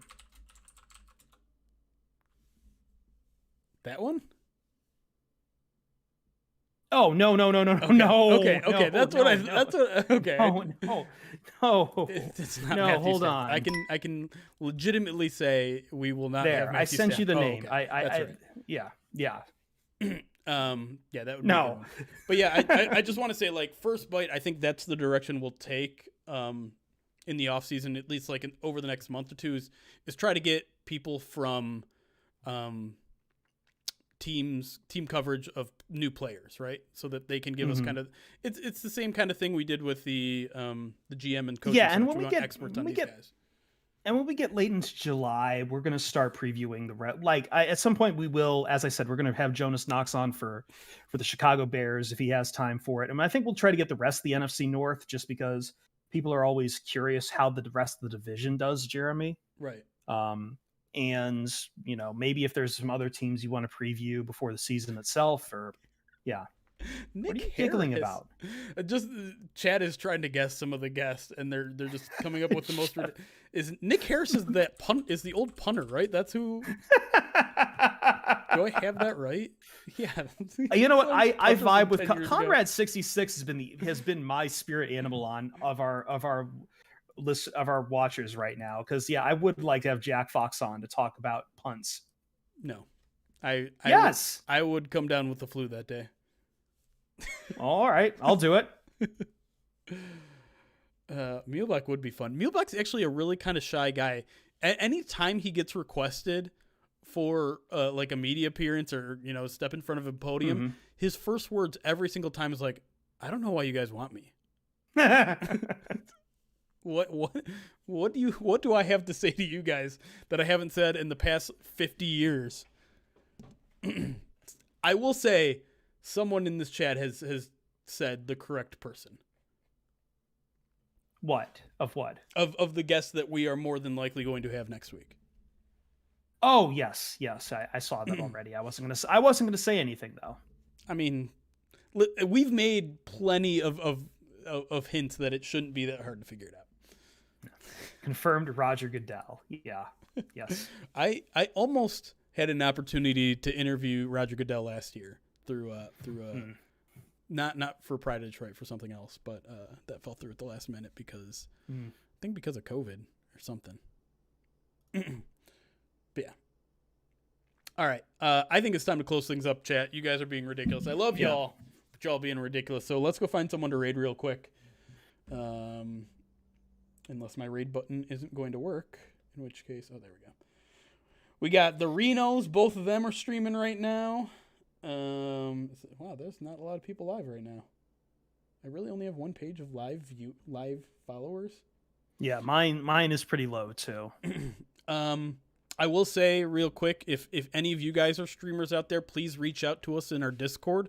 I would love to go over there and raid your streams every now and then after a POD cast. If you don't know our Discord link, !Discord in our chat. Join our Discord. You can self-promote in our video games tab if you are live and you are a streamer.